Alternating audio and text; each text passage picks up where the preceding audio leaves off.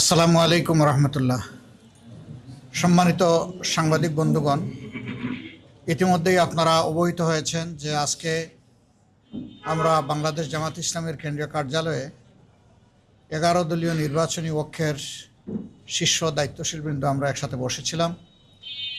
আমরা দেশের সর্বশেষ পরিস্থিতি নিয়ে বিস্তারিত আলাপ আলোচনা করেছি।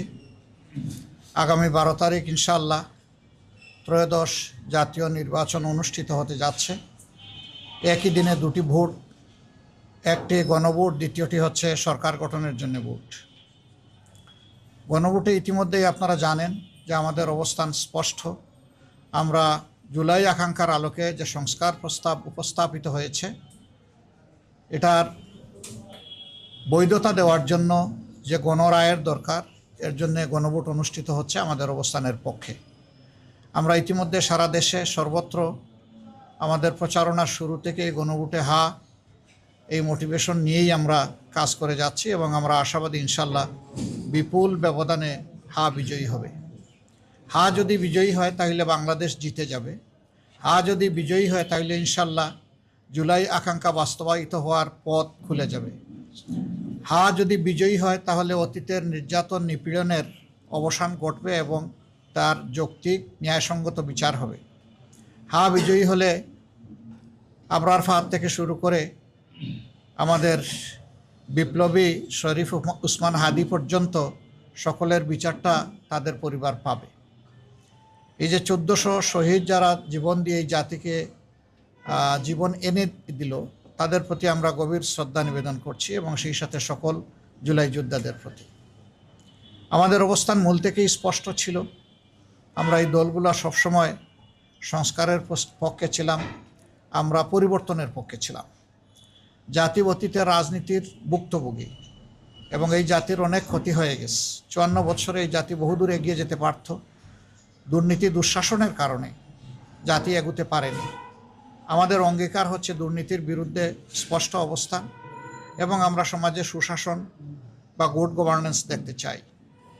এর সাথে সাথে আমরা সমাজে সর্বত্র ন্যায় বিচার কায়েম করতে চাই।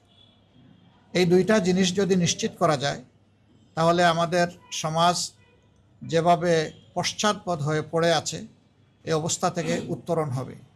এবং আমাদের যুবকদের আকাঙ্ক্ষা ছিল যে তারা হাতে কাজ নিয়ে দেশ করতে চায়। তারা কোনো ভাতা বা কোনো ধরনের কারো কোনো দয়া দেখতে চায় না।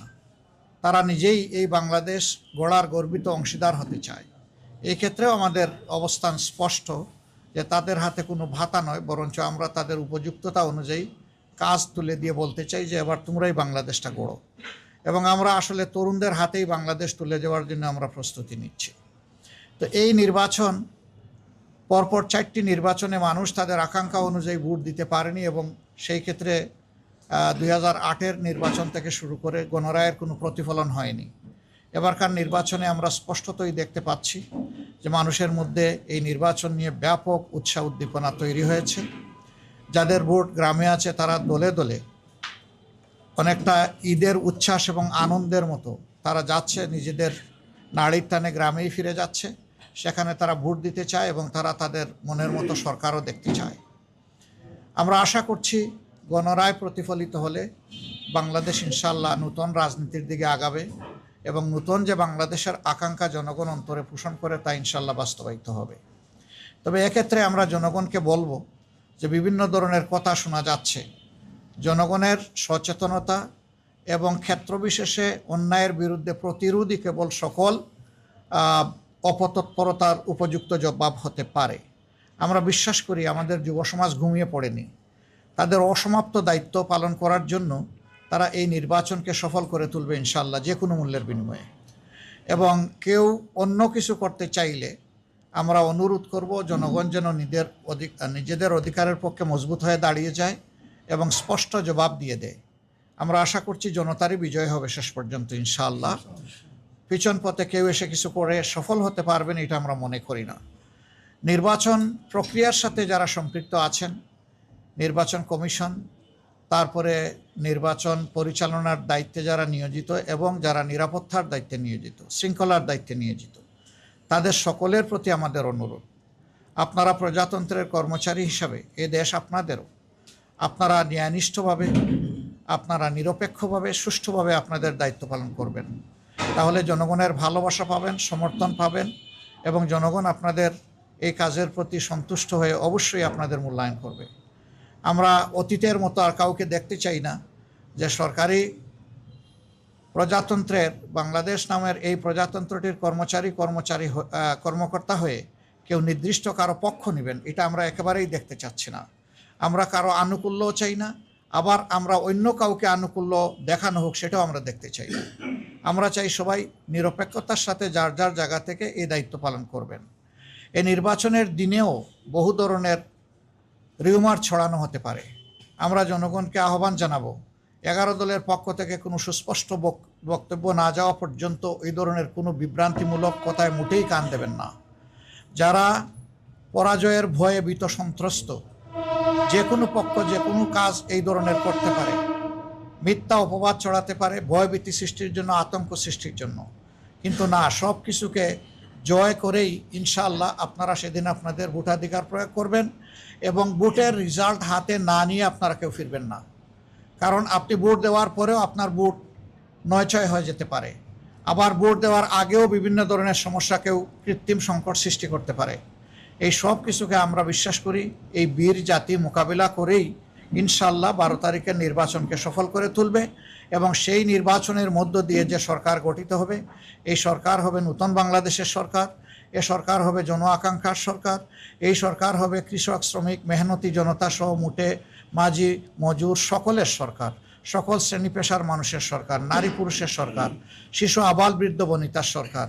এই সরকার কোনো দলের হবে না, এই সরকার কোনো গোষ্ঠীর হবে না, এই সরকার কোনো পরিবারের হবে না, এই সরকার হবে জনগণের সরকার ইনশাআল্লাহ। আমরা সেই জনগণের বিজয়টার দিকেই মুখিয়ে আছি। আল্লাহ রাব্বুল আলামিন একটি সুষ্ঠু নির্বাচনের পরিবেশ নিশ্চিত করে দিয়ে জনগণের আকাঙ্ক্ষা পূরণে আমাদেরকে সহায়তা করুন। আপনাদের সকলকে ধন্যবাদ। এখানে আমাদের 11 দলের অন্যান্য সহকর্মীবৃন্দ আছেন, শীর্ষ নেতৃবৃন্দ আছেন, আপনারা সবাইকে দেখতে পাচ্ছেন। কেউ ইচ্ছা করলে আমার বক্তব্যের পরেও তারা সাপ্লিমেন্ট করতে পারবেন, মোস্ট ওয়েলকাম। এবং আমরা জাতিকে এই বার্তাই দিচ্ছি, একটি সুষ্ঠু নির্বাচনের জন্য সর্বাত্মক সহযোগিতায় 11 দল প্রস্তুত। আমি তোমাকে একটা প্রশ্ন করব, সেটা হচ্ছে যে আমরা অনেক জায়গা থেকে খবর পাচ্ছি যে কিছুটা বিশৃঙ্খলা হচ্ছে, হামলা শিকার হচ্ছে। কিছুক্ষণ আগে আমরা শুনলাম যে পঞ্চগড়ে সাজিদ সালামের গাড়ি বহরও হামলা করার চেষ্টা করা হয়েছে। এই পরিস্থিতিতে নির্বাচন আর মাত্র কয়েক ঘন্টা আছে, কিছু ঘন্টার পর নির্বাচন। আপনি সার্বিক আইন শৃঙ্খলা পরিস্থিতি নিয়ে কি ভাবছেন? আহ্বান তো জানালেন, কিন্তু আপনার অবস্থানটা কি, দলের অবস্থানটা কি? আসলে দেখেন, এই ধরনের বিক্ষিপ্ত বিচ্ছিন্ন ঘটনা অতীতেও ঘটেছে, এটা নতুন না। এগুলা মোকাবিলা করেই অতীতে জনগণ তাদের দায়িত্ব পালন করেছে। আর এবারকার প্রেক্ষাপটটা সম্পূর্ণ ভিন্ন। দেশের শতকরা 40% ভোটার জীবনে একটা ভোটও দিতে পারে নাই। তারা এই ভোটের মাঠ কেউ নষ্ট করবেন এটা আমরা বিশ্বাস করি, তারা বরদাস্ত করবে না। ভোটাররাই এর জবাব এবং প্রতিরোধ গড়ে তুলবে। তবে আমরা চাই যে শৃঙ্খলা বিধানের দায়িত্ব যে বাহিনীগুলোর আছে, তারা যেন তাদের দায়িত্বটা নিষ্ঠার সাথে পালন করে, তাহলে জনগণকে আর কিছু করা লাগবে না। কিন্তু কেউ যদি ব্যর্থ হয়, জনগণ বসে থাকবে না। জনগণ তার দায়িত্ব ঠিকই পালন করবে এবং সুষ্ঠু ভোট আদায় করে ছাড়বে ইনশাআল্লাহ। আপনারা তো সুষ্ঠু নির্বাচনের কথা বলছেন, এটা এবং সবাই প্রত্যাশা। বাংলাদেশের নির্বাচনী কালচারে জিতলেই কেবল নির্বাচন সুষ্ঠু হয়।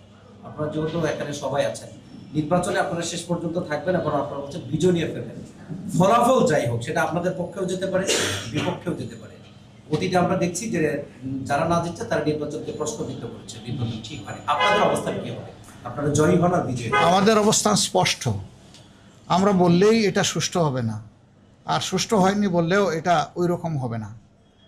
যখন জনগণ বলবে যে না, এটা সুষ্ঠু হয়েছে, আমরা এটা শ্রদ্ধার সাথে মেনে নেব। আমরা বিজয়ী হই অথবা আমরা বিরোধী দলে বসে, এটা কোনো ম্যাটার করে না। আমরা আমাদের জনগণের উপর খুবই আস্থা রাখি, গভীর আস্থাশীল, এবং আমরা বিশ্বাস করি জনগণ সঠিক রায়টি দিবে ইনশাআল্লাহ।